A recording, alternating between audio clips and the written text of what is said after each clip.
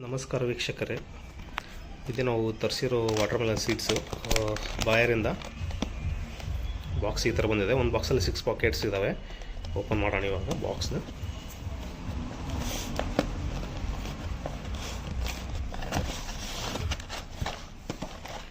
Bayar Seminis ದಿಲ್ಕಾಶ್ hybrid watermelon ಐಸ್ಬಾಕ್ಸ್ ಅಂತ ಹೇಳ್ತೀವಲ್ಲ ನಾವು, ಬ್ಲ್ಯಾಕ್ ವಾಟರ್ಮೆಲನ್. ಇದೆ ಸ್ನೇಹಿತರೆ ನಾವು ತರಿಸಿರೋ ಸೀಡ್ಸ್. ದಿಲ್ಕಾಶ್ ಬಾಯರಿಂದ ಸೆಮಿನಿಸ್ ಅಂತಂದು ದಿಲ್ಕಾಶ್ ಹೈಬ್ರಿಡ್ ವಾಟರ್ಮೆಲನ್.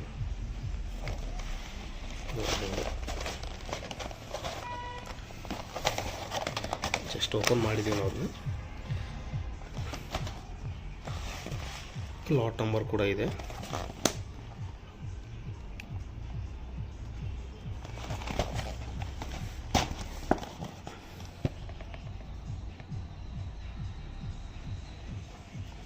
ಒಂದು 50 ಗ್ರಾಮ್ ಪ್ಯಾಕೆಟ್ಗೆ 2140, 2140.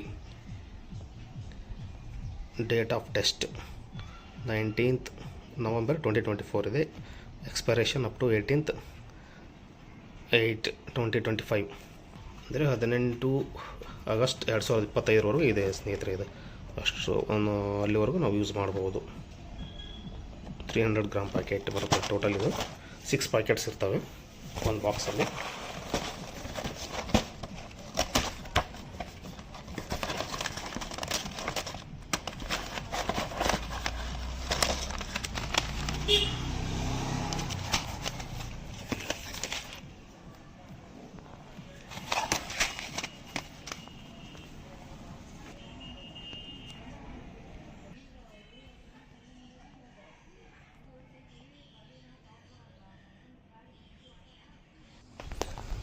ಇದು ನಾವು ಇವಾಗ ಮಲ್ಚಿಂಗ್ ಶೀಟ್ಗೆ ಹೋಲನ್ನು ಹಾಕ್ತಾಯಿದ್ದೀವಿ ವೀಕ್ಷಕರೇ. ಅಂದರೆ ನಾವು ಸೀಡ್ಸ್ ನಾನು ನೆಡೋದಕ್ಕೆ ಒಂದು ಸೈಜು ನಾವು 1 ಫೀಟಿಗೆ ಮಾಡ್ಕೋಬೇಕು. ಆ್ಯಕ್ಚುಲಿ ನಾವು 1.5 ಫೀಟ್ ಅಂತ ಹೇಳ್ತಾರೆ, ನಾವು 1 ಫೀಟಿಗೆ ಮಾಡ್ಕೊತಾ ಇದ್ವಿ ಹೋಲನ್ನ. ಅಂದರೆ ಯಾಕಂದರೆ ಒಂದೊಂದು ಸೀಡ್ಸು ಫೇಲ್ ಆದರೆ ಇನ್ನೊಂದು ಸೀಡ್ಸ್ ಉಟ್ಕೊಳ್ಳಿ ಅಂತಂದು. ಸರ್ ಎಕ್ಸಾಕ್ಟಾಗಿ ಒಂದು ಸೀಡ್ಸ್ ನಾವು ನೆಟ್ಟಲ್ಲಿ ಇನ್ನೂ ಕರೆಕ್ಟಾಗಿ ಬರ್ತಾ ಅಂತ ಹೇಳೋಕ್ಕಾಗಲ್ಲ ವೀಕ್ಷಕರೇ. ಅಂತಂದು ರೋಗನೂ ಬರ್ಬೋದು, ಇಲ್ಲ ಹುಟ್ಟದೇನೂ ಇರ್ಬೋದು. ಹಾಗಾಗಿ ನಾವು ಒಂದು ಗೇಣಿಗೆ ಅಂದರೆ ಒಂದು ಗೇಣ್ ಅಂದರೆ 1 ಫೀಟ್ಗೆ ನಾವು ಒಂದೊಂದು ಹೋಲನ್ನು ಹಾಕ್ಕೊತಾ ಇದ್ದೀವಿ ಮಲ್ಚಿಂಗ್ ಶೀಟ್ಗೆ ಸೀಡನ್ನ ನಾಟಿ ಮಾಡೋದಕ್ಕೆ.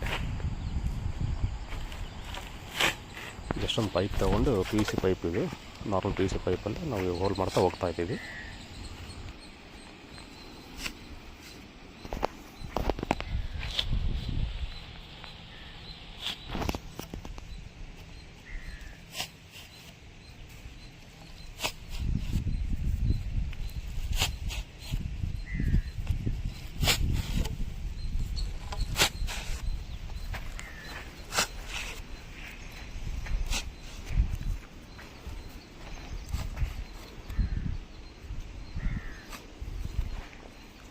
ಇದರಲ್ಲೇ ಮಲ್ಚಿಂಗ್ ಶೀಟ್ಗೆ ಹೋಲ್ ಹಾಕಕ್ಕಂತಲೇ ಬೇರೆ ಬೇರೆ ಟೆಕ್ನಿಕ್ಸ್ ಯೂಸ್ ಮಾಡ್ತಾರೆ ವೀಕ್ಷಕರೇ. ಅಂದರೆ ಐರನ್ದು ರಿಂಗ್ ತೊಗೊಂಡ್ಬಿಟ್ಟು ಅದನ್ನು ಹೀಟ್ ಮಾಡಿ ಜಸ್ಟ್ ಮಲ್ಚಿಂಗ್ ಶೀಟ್ ಮೇಲೆ ಇಡ್ತಾ ಹೋಗ್ತಾರೆ. ಪೇಪರ್ ಹೀಟಿಗೆ ಮೆಲ್ಟ್ ಆಗಿಬಿಡುತ್ತೆ, ಓಪನ್ ಆಗುತ್ತೆ. ಆ ಥರನೂ ಟೆಕ್ನಿಕ್ ಮಾಡ್ತಾರೆ. ನಾನಾ ಥರ ಟೆಕ್ನಿಕ್ಸ್ಗಳು ಇದ್ದಾವೆ, ಬಟ್ ನಾವು ಜಸ್ಟ್ PVC ಪೈಪಿಂದ ಮಾಡ್ತಾಯಿದ್ದೀವಿ ವೀಕ್ಷಕರೇ.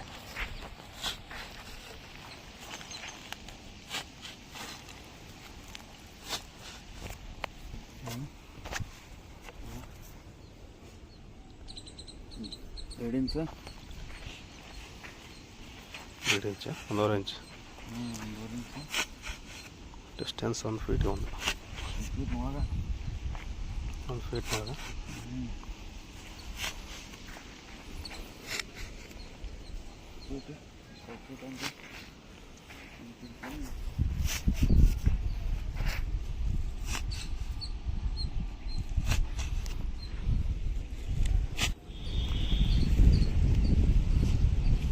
ಇವರು ನಮ್ಮ ಮದರ್ ಇಂಡಿಯಾ, ನಮ್ಮ ತಾಯಿಯವರು. ಇವರು ಕೂಡ ಕೃಷಿಯಲ್ಲಿ ತೊಡಗಿಸಿಕೊಂಡಿರ್ತಾರೆ.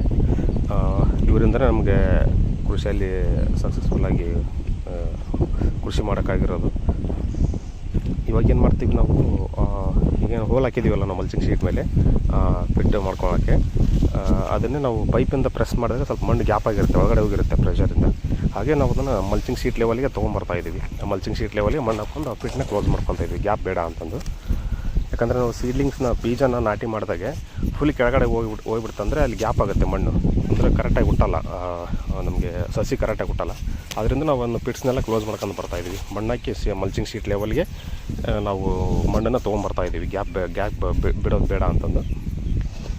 ಯಾಕಂದರೆ ನಾಟಿ ಮಾಡಿದಾಗ ಈಸಾಗಿ ಬೀಜ ಹುಟ್ಟಿಬಿಡುತ್ತೆ ವೀಕ್ಷಕರೇ. ಈ ಥರ ಮಾಡೋದ್ರಿಂದ ನಾವು ಬೇಕು ಬಿಟ್ಟು ಬೇಜಾನ್ ಮಾಡಿದರೆ ಎಲ್ಲರೂ ಒಂದು ಕಡೆ ಫೇಲ್ ಆಯ್ತು ಅಂದರೆ ಮುಗಿದು ಹೊತ್ತು ಇಷ್ಟೆಲ್ಲ ಇನ್ವೆಸ್ಟ್ ಮಾಡಿದ್ದೆಲ್ಲ ವೇಸ್ಟ್ ಆಗುತ್ತೆ. ಹಾಗಾಗಿ ನಾವು ಪ್ರತಿಯೊಂದು ಏನೇ ಮಾಡಿದರೂ ನಾವು ಕೇರ್ಫುಲ್ಲಾಗಿ ಮಾಡಬೇಕು ವೀಕ್ಷಕರು. ಇದರಲ್ಲಿ ಒಂದು ಸ್ವಲ್ಪನೂ ಕಂಜ್ಯೂಸ್ ಮಾಡಬಾರ್ದು ಕೆಲಸದಲ್ಲಿ.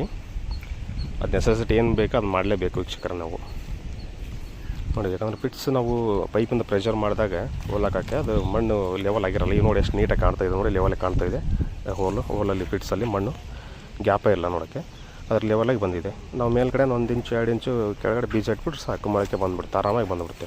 ನೋಡಿ ಇದು ಹಾಕ್ಲಾರ್ದು ಇದೆ ಎಷ್ಟು ಗ್ಯಾಪ್ ಇದೆ ನೋಡಿ ಇದು ಹೋಲಕ್ಕೆ. ನೋಡಿ ಈ ಥರ ಅಲ್ಲಿ ಗ್ಯಾಪ್ ಸಿಗೋದ್ರಿಂದ ಕಸನ ಬೆಳ್ಕೊಂಬಿಡುತ್ತೆ ವೀಕ್ಷಕರೇ. ಅಲ್ಲಿ ಶೀಟ್ ಕೆಳಗಡೆ ಏರ್ ಈಸಿಯಾಗಿ ಸಲೀಸಾಗಿ ಹೋಗ್ಬಿಡುತ್ತೆ ಅಂದರೆ ಆ ಶೀಟ್ ಕೆಳಗಡೆ ಕಸನ ಬೆಳ್ಕೊಳ್ಳುತ್ತೆ. ಹಾಗೆ ನಾವು ಏರ್ ಗ್ಯಾಪನ್ನು ಕೊಡೋದೇ ಇರೋ ಥರ ಫಿಲ್ ಮಾಡ್ಕೊಂಬಿಡ್ತೀವಿ ವೀಕ್ಷಕರೇ. ಇದನ್ನು ನೋಡಿ ಈ ಥರ ಎಲ್ಲ ಪಿಟ್ಸ್ಗೂ ಮಾಡ್ಕೊತಾ ಇದ್ದೀವಿ, ಲೆವೆಲೇ ನಾವು ಮಾಡ್ಕೊಂಬಿಡ್ತೀವಿ. ಇದನ್ನು ನಮ್ಗೆ ಏರ್ ಗ್ಯಾಪನ್ನು ಹೋಗಲ್ಲ, ಏರನ್ನು ಹೋಗಲ್ಲ, ಕಸನೂ ಬೆಳೆಯಲ್ಲ, ನೀಟಾಗಿ ಬಂದುಬಿಡುತ್ತೆ, ಬೆಳೆ ಕೂಡ ನೀಟಾಗಿ ಬಂದುಬಿಡುತ್ತೆ. ನೋಡಿ ಎಷ್ಟು ಗ್ಯಾಪ್ ಇದೆ ನೋಡಿ ವೀಕ್ಷಕರೇ.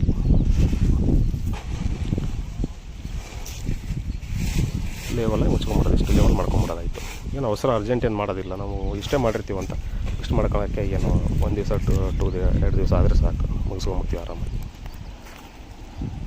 ನೋಡಿ ಎಷ್ಟು ನೀಟಾಗಿ ಕಾಣ್ತಾಯಿದೆ ನೋಡಿ. ಇವಾಗ ಲೆವೆಲಾಗಿರೋ ಮಣ್ಣು ಹಾಕಿರೋದು, ಮಲ್ಚಿಂಗ್ ಶೀಟ್ ಮೇಲೆ ಹೋಲ್ ಹಾಕಿದ್ವಿ, 2 ಮಣ್ಣು ಹಾಕಿದ್ವಿ. ಅದನ್ನು ಇನ್ನೂ ಹಾಕಿಲ್ಲ, ಅದನ್ನು ಕಡೆದು ಹಾಕ್ತಾಯಿದೆ ನೋಡಿ. ನೆಕ್ಸ್ಟ್ ಲೈನ್ದು ಇದು ಹಾಕಿರೋ ಲೈನ್, ಆ ಲೈನ್ ನೋಡಿ ಎಷ್ಟು ಡಿಫ್ರೆನ್ಸ್ ಕಾಣುತ್ತೆ, ನಿಮಗೆ ಗೊತ್ತಾಗುತ್ತೆ ಡಿಫ್ರೆನ್ಸ್ ಎಷ್ಟಿದೆ ಅಂತ.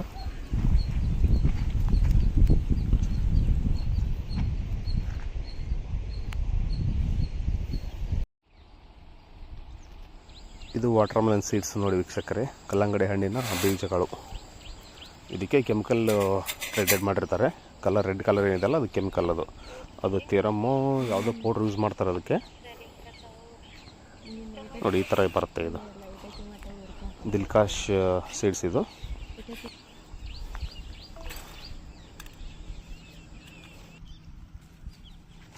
ಪ್ಲಾಂಟೇಶನ್ ಮಾಡ್ತಾಯಿದ್ದೀವಿ ವೀಕ್ಷಕರೇ ನಾವು.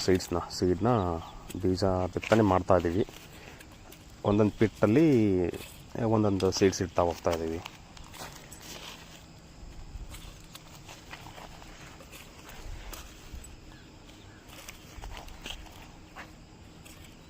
ಇವಾಗೇನು ಫರ್ಟಿಲೈಸರ್ ಏನು ಹಾಕಲ್ಲ ವೀಕ್ಷಕರೇ. ಬೀಜ ನಾಟಿ ಮಾಡ್ಬೇಕಾದ್ರೆ ಹುಟ್ಟಿದ ಮೇಲೆ ಆಮೇಲೆ ನಾವು ಕಂಡೀಷನ್ ಹೇಗಿದೆ, ಪ್ಲಾಂಟದು ಕಂಡೀಷನ್ ಹೇಗಿದೆ, ಸೀಡ್ಲಿಂಗ್ದು ಅಂತ ನೋಡ್ಕೊಂಬಿಟ್ಟು ಅದ್ರ ಮೇಲೆ ಡಿಸೈಡ್ ಮಾಡ್ತೀವಿ. ಕ್ಲೈಮೇಟ್ ಚೇಂಜು ಏನಾದರೂ ಚೇಂಜ್ ಆದರೆ. ಇವಾಗ ಬೀಜ ಬಿತ್ತನೆ ಮಾಡಬೇಕಾದ್ರೆ ಬೀಜ ನಾಟಿ ಮಾಡೋದು ಅಷ್ಟೇ ವೀಕ್ಷಕರೇ. ಅಂದರೆ ಆಲ್ರೆಡಿ ಅದು ಕೆಮಿಕಲ್ ಟ್ರೀಟೆಡ್ ಆಗಿರುತ್ತೆ ಬೀಜ, ಹಾಗಾಗಿ ನಾವು ತಲೆ ಕೆಡಿಸ್ಕೊಳ್ಳುವಂಥ ಅವಶ್ಯಕತೆ ಏನಿರಲ್ಲ. ನಾವು ನಾಟಿ ಮಾಡಿದ್ದು ಡಿಸೆಂಬರ್ 17 ಬುಧವಾರ ವೀಕ್ಷಕರೇ. ಡಿಸೆಂಬರ್ 18 ಬುಧವಾರ 2024, 18th December 2024. ಸೀಡ್ಸ್ ಪ್ಲಾಂಟೇಶನ್ ಅಲ್ಲ, ಸೀಡ್ಸು ಪ್ಲಾಂಟೇಶನ್ ಮಾಡ್ತಾಯಿದ್ದೀವಿ ವೀಕ್ಷಕರೇ. ಬೀಜ ಬಿತ್ತನೆ ಮಾಡ್ತಾಯಿದ್ದೀವಿ. ದಿಲ್ಕಾಶ್ ವೆರೈಟಿದು. ಬನ್ನಿ ವೀಕ್ಷಕರೇ, ನಮ್ಮೊಂದಿಗೆ ಕೈ ಜೋಡಿಸಿ ಎಲ್ಲರೂ ಒಟ್ಟಿಗೆ ಕೃಷಿ ಮಾಡುತ್ತಾ ಏನು ಸಕ್ಸಸ್ಫುಲ್ಲಾಗಿ ಕೃಷಿ ಮಾಡುತ್ತಾ ಮುಂದೆ ಸಾಗೋಣ ಅಂತ ಬಯಸ್ತೀನಿ. ನಮಗೇನಾದರೂ ಸಜೆಷನ್ ಕೊಡೋದಾದರೆ ಕೊಡಿ ಸ್ನೇಹಿತರೆ. ನಮ್ಮಿಂದ ಏನಾದರೂ ಇನ್ಫಾರ್ಮೇಷನ್ ಬೇಕಾದ್ರೆ ನಾನು ನಿಮಗೆ ಕೊಡೋಕ್ಕೆ ಪ್ರಯತ್ನ ಮಾಡ್ತೀನಿ. ಮತ್ತು ನೆಕ್ಸ್ಟ್ ವೀಡಿಯೋದಲ್ಲಿ ಸಿಗೋಣ ವೀಕ್ಷಕರೇ. ವಿಡಿಯೋ ಇಷ್ಟ ಆದರೆ ಲೈಕ್ ಮಾಡಿ, ಶೇರ್ ಮಾಡಿ, ಸಬ್ಸ್ಕ್ರೈಬ್ ಮಾಡಿ. ಇಷ್ಟ ಅಲ್ಲ ಅಂದರೆ ಡಿಸ್ಲೈಕ್ ಮಾಡಿ ವೀಕ್ಷಕರೇ. ಧನ್ಯವಾದಗಳು.